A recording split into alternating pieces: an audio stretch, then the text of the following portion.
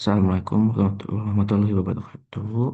Perkenalkan, nama saya Zikri Fadilah dari kelas AK601 Program Studi S1 Akuntansi PJJ Universitas Saber Asia.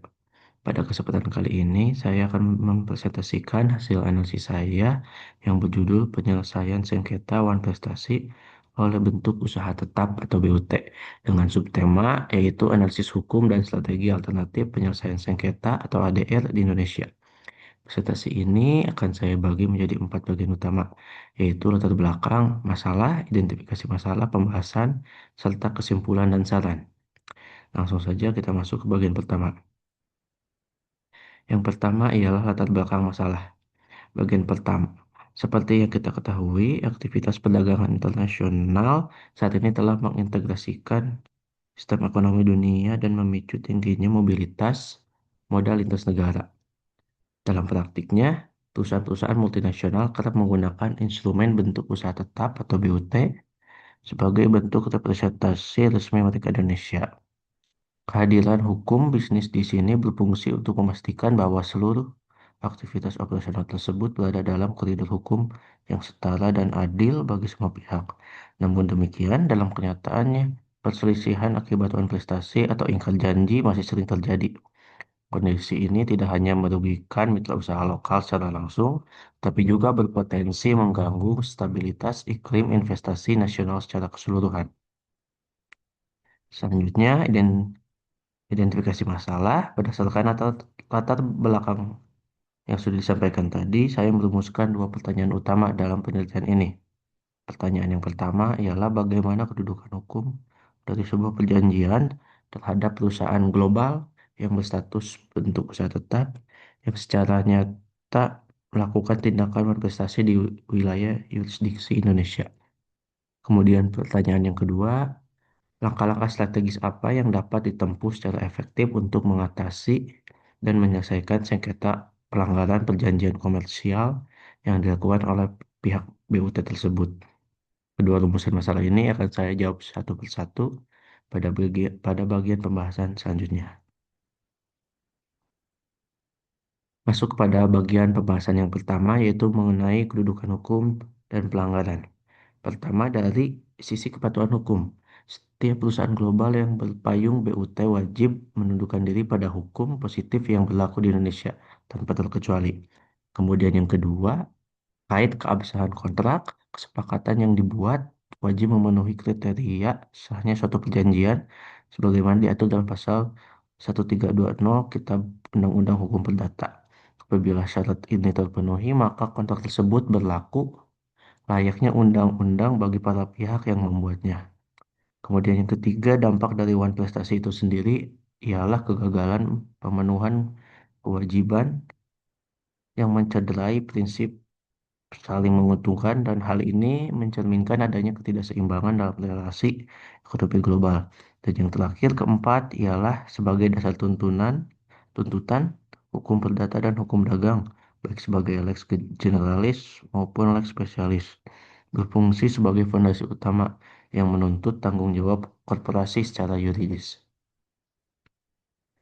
Selanjutnya, untuk menjawab rumusan masalah yang kedua, terdapat 3 langkah strategis yang dapat ditempuh. Langkah pertama adalah negosiasi informal, yaitu diskusi langsung antara pihak yang dirugikan dengan pihak PUT dengan tujuan mencari jalan keluar tanpa melibatkan pihak ketiga demi menjaga hubungan bisnis jangka panjang. Kemudian langkah kedua adalah mediasi dan konsiliasi yang memanfaatkan intervensi pihak ketiga yang netral. Perbedaannya, mediasi bersifat pasif sebagai perantara, sedangkan konsiliasi mengambil peran lebih aktif dengan mengusulkan solusi pada para pihak.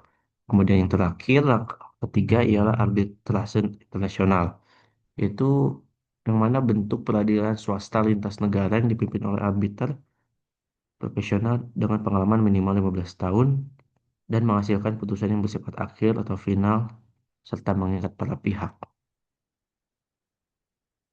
Selanjutnya, namun pada putusan arbitrase internasional saja tidak cukup karena harus dieksekusi secara nyata terhadap BUT di Indonesia.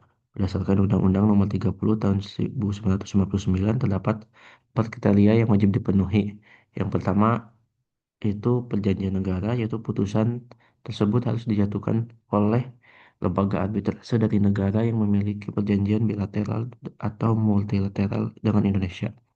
Yang kedua, ruang lingkup komersial di mana materi persengketaan secara eksklusif wajib masuk ke dalam ruang lingkup hukum komersial menurut hukum positif Indonesia. Yang ketiga, ketertiban umum, yaitu isi putusan arbitrase sama sekali tidak boleh bertentangan dengan ketertiban umum dan nilai-nilai fundamental nasional. Dan yang keempat, perintah eksekusi dan eksekuatur, yang berarti putusan tersebut harus telah memperoleh perintah eksekusi resmi dari Ketua Pengadilan Negeri Jakarta Pusat atau dari Mahkamah Agung yang melibatkan institusi negara. Dari pembahasan yang tadi, didapatkan kesimpulan analisis hukum bisnis, yang mana penegakan hukum yang konsisten terhadap pelanggaran ini sangat krusial demi menjaga fungsi keamanan mekanisme pasar agar tetap efisien, sehat, dan berdaya saing global. Sebagai penutup, saya akan menyampaikan kesimpulan dan saran dari analisis ini. Kesimpulannya, ialah pelanggaran komitmen kontrak atau wan prestasi yang dilakukan oleh perusahaan global berstatus BUT dapat mencederai keadilan ekonomi. Oleh karena itu, penanganannya mutlak membutuhkan sinergi yang kokoh antara instrumen hukum domestik yaitu KUHP Perdata dengan instrumen hukum internasional. Mitigasi terbaik adalah dengan mengoptimalkan mekanisme arbitrase internasional disertai dengan proses pendaftaran eksekuatur transparan. Adapun saran yang dapat saya sampaikan bagi pelaku usaha lokal, diwajibkan menyertakan klausul alternatif dispute resolution atau ADR secara eksplisit saat menyusun kontrak komersial dengan pihak asing. Selain itu, pemerintah dan lembaga peradilan juga perlu memperkuat kemudahan birokrasi dan proses penegakan atau eksekuatur agar kepastian hukum bagi investor domestik tetap terjamin. Sekian presentasi yang dapat saya sampaikan mengenai penyelesaian sengketa awan prestasi oleh bentuk usaha tetap. Apabila dapat kekurangan dan dalam penyampaian, saya mohon maaf atas perhatiannya. Wassalamualaikum warahmatullahi wabarakatuh.